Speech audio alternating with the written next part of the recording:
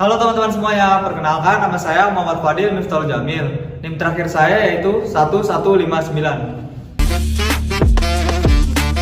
Nama saya Rizky Lailatul Ramadhani dengan NIM akhir 1108. Saya Nala Filza Amalia dengan NIM akhir 1120. Saya Aisyah Alfiatul Risala dengan NIM akhir 1121. Saya Sarah Simulan dengan NIM akhir 1147. Saya Salsabila Aulia Ramasari dengan NIM akhir 1146. Oke teman-teman, kali ini materi yang akan kita bahas yaitu peluang. Pada peluang terdapat 3 subtopik, yaitu yang pertama konsep probabilitas, yang kedua yaitu aturan probabilitas, yang ketiga yaitu probabilitas bersyarat dan independensi.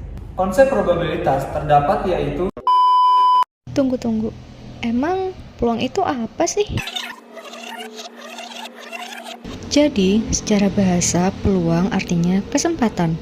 Namun, secara matematis, yang dimaksud dengan peluang adalah cara memperkirakan seberapa besar kemungkinan sesuatu dapat terjadi. selanjutnya yaitu konsep probabilitas. Di konsep probabilitas ini terdapat ruang sampel. Ruang sampel adalah banyaknya kemungkinan dari suatu percobaan.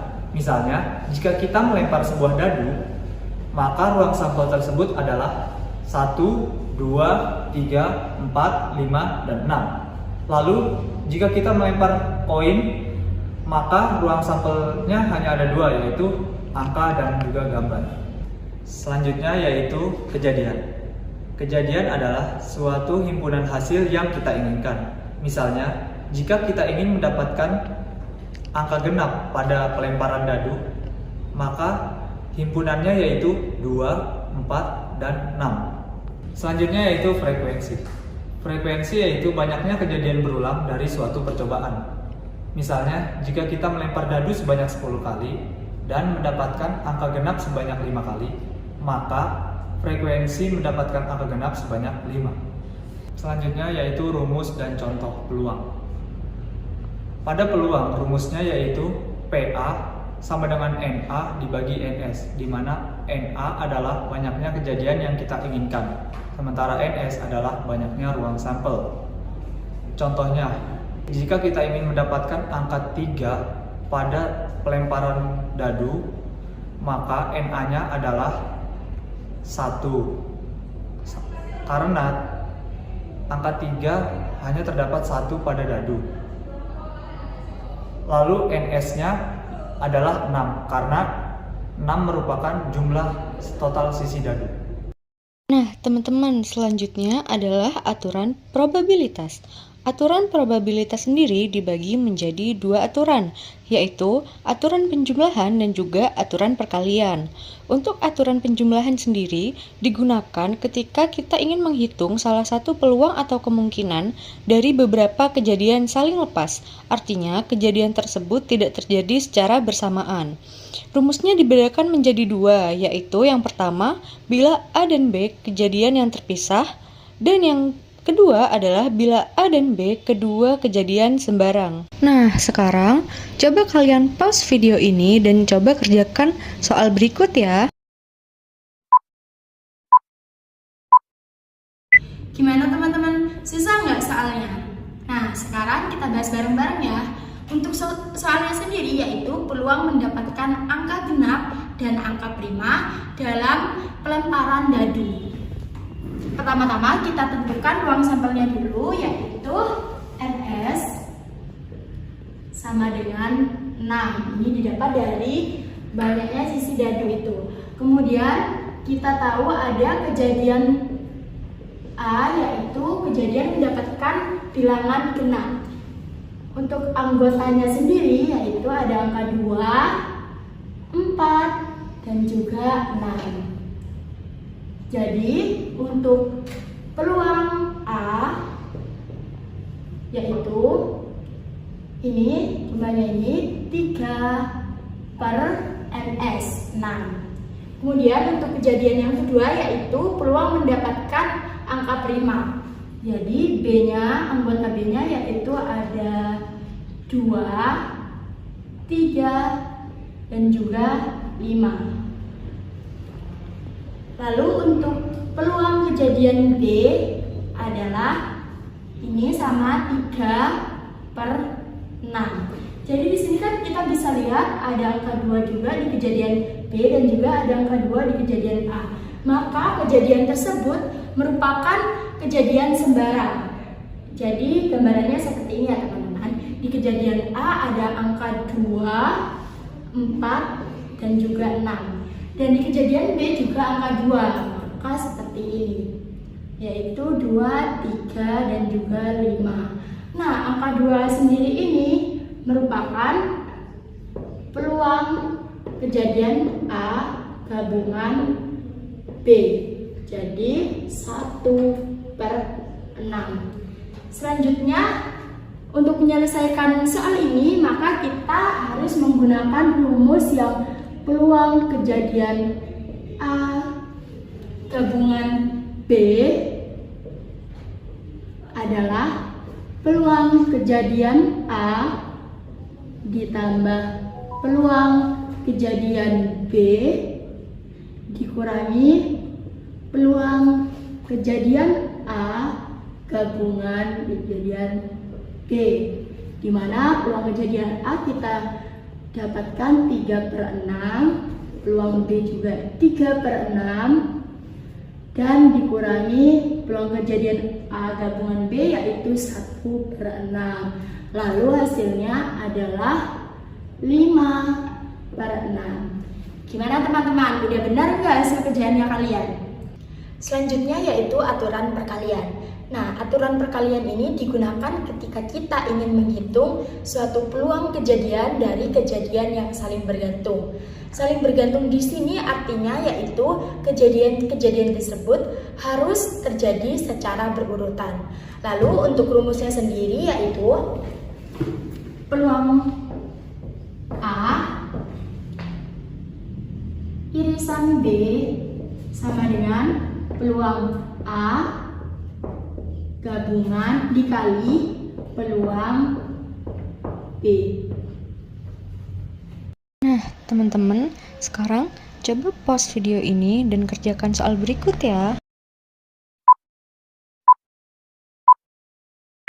Gimana teman-teman? Udah coba ngerjain belum? Susah nggak soalnya? Oke, sekarang kita bahas bareng-bareng ya. Untuk soalnya tadi, sebuah kotak berisi 5 bola merah dan 3 bola biru. Berarti gambarannya seperti ini. Ini sebuah kotak berisi 5 bola merah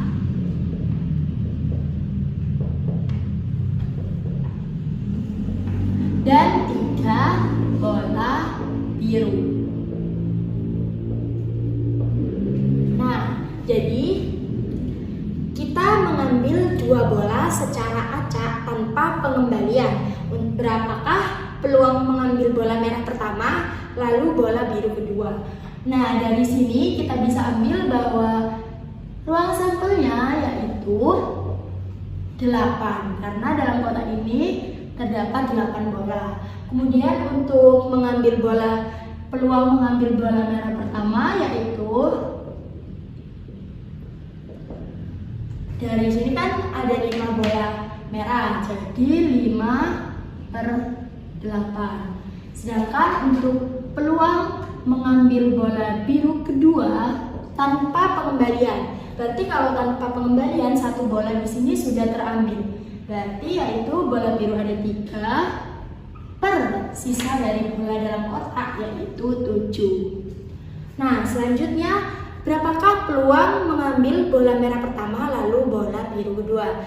Jadi untuk soal ini kita menggunakan aturan perkalian, yaitu peluang mengambil bola merah dan bola biru kedua yaitu peluang A, peluang bola merah dikali peluang bola biru sama dengan 5/8 dikali 3/7, di mana hasilnya 15/56. Nah, jadi ini hasil akhir. Gimana teman-teman? Mudah kan? Baik teman-teman, selanjutnya kita akan menjelaskan tentang probabilitas bersyarat dan juga independensi. Nah, yang pertama adalah probabilitas bersyarat. Probabilitas bersyarat adalah peluang yang diinginkan atau diharapkan, tetapi dengan catatan suatu kejadian lain telah terjadi. Biasanya dibagi menjadi dua variabel, yaitu variabel A dan B. Nah, sehingga rumus yang dihasilkan dari probabilitas bersyarat ini ada dua. Yang pertama, ketika kejadian A telah terjadi, maka rumus yang dihasilkan adalah P atau peluang B A. Ini atau juga bisa disebut dengan segmen garis BA menghasilkan peluang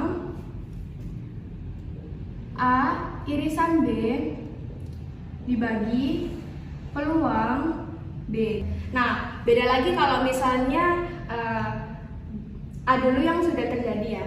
Jadi rumusnya tinggal dibalik aja. Peluang segmen garis AB menghasilkan rumus peluang A irisan B dibagi peluang A. Baik teman-teman, selanjutnya di sini ada contoh soal untuk probabilitas bersyarat. Nah, soalnya itu dalam kartu remi standar itu kan ada 52 kartu. Jadi ada dua kejadian, yaitu kejadian A dan B. Kejadian A terambilnya kartu as, kejadian B terambilnya kartu berwarna hitam. Lalu ditanyanya adalah berapa kemungkinan terambilnya kartu as yang berwarna hitam. Oke teman-teman, mungkin aku bakal kasih waktu dulu ya buat kalian mengerjakan. Kalian bisa nge-pause dulu videonya. Oke, jadi sekarang kita kerjain bareng-bareng ya teman-teman soalnya. Nah, jadi di sini kita udah mengetahui kejadian A dan kejadian B. Jadi kita hitung dulu peluang kejadian A dan peluang kejadian B. Jadi kita tulis PA seperti biasa, NA dulu, baru NS. Nah, PA atau peluang kejadian A itu terambilnya kartu as. Nah, sedangkan kartu as kita udah tahu kalau ada 4. Jadi kita tulis NA-nya itu 4, NS-nya adalah jumlah keseluruhan kartu. Jadi yang kita tulis adalah 52. Di sini buat NS-nya. Jadi bisa juga dikecilkan atau disederhanakan menjadi 1/13. Selanjutnya kita mencari peluang dari kejadian B. Kita tulis PB. Nah, untuk NA-nya sendiri adalah terambilnya kartu berwarna hitam. Sedangkan kita tahu di sini sudah ada kartu hitam yang ada di kartu remi itu totalnya ada 26. Kita tulis NA-nya 26. Lalu NS-nya itu juga sama, total kartu remi yaitu 52. Sehingga ketika kita sederhanakan hasilnya menjadi 1/2. Oke, selanjutnya kita mencari peluang A irisan B. Nah, karena yang ditanyakan adalah ketika kejadian B itu sudah terjadi terlebih dahulu, jadi kita coba olah lagi ya pertanyaannya. Nah, jadinya yang kejadian B kan terlebih dahulu itu terambilnya kartu berwarna hitam, dan kejadian yang A terambilnya kartu as, sehingga terambilnya kartu as ini terbatas gitu, hanya di warna hitam. Sedangkan kita tahu sendiri kartu as ada 4 kan ya, dibagi menjadi 2, yaitu 2 merah dan 2 hitam. Nah, di sini kita bisa tulis peluang A irisan B. Kita tulis NA-nya ya, NA/NS. Nah, di sini karena kita tahu bahwa kartu as yang berwarna hitam itu hanya ada 2, kita tulis NA-nya 2. Lalu NS-nya adalah total kartu remi. Oke, jadi bisa disimpulkan atau disederhanakan menjadi 1/26 ya. Oke, jadi sekarang kita tinggal masukkan ke rumus yang awal ini, rumus probabilitas bersyarat. Kenapa taruh di bawah sini ya? Karena ini adalah kejadian B dulu yang terjadi, jadi kita pakai rumus yang kedua ini. Peluang segmen garis AB dengan peluang A irisan B per peluang peluang B. Nah, tinggal kita masukkan aja, kita udah tahu peluang A irisan B itu 1/26. Langsung kita tulis aja ya.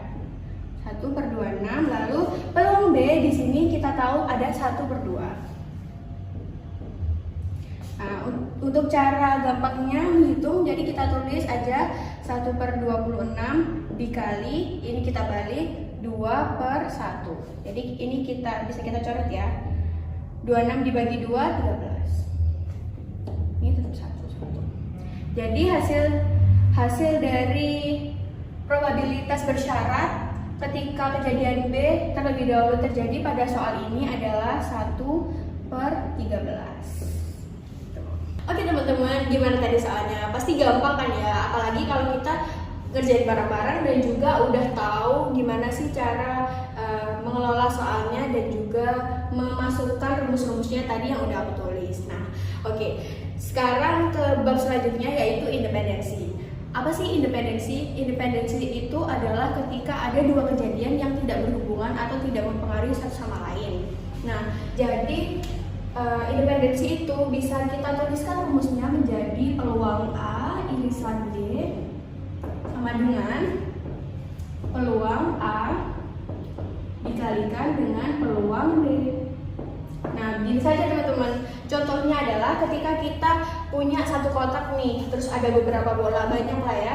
Terus kita ambil satu bola, lalu kita kembalikan lagi, lalu kita mengambil bola selanjutnya. Nah, itu tuh ketika kita melakukan dua kegiatan itu atau dua kejadian itu, kejadian satu itu tidak mempengaruhi atau tidak berkaitan dengan kejadian dua.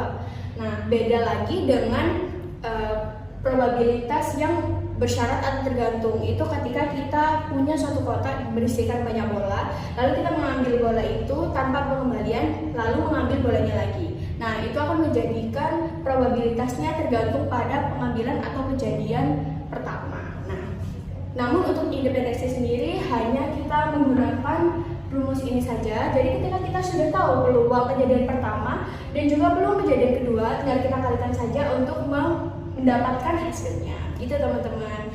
Oke, mungkin segitu aja yang bisa kita sampaikan dari kelompok 1 dengan topik peluang. Mohon maaf apabila kita punya salah kata. Terima kasih udah stay sampai akhir video ini. See you guys.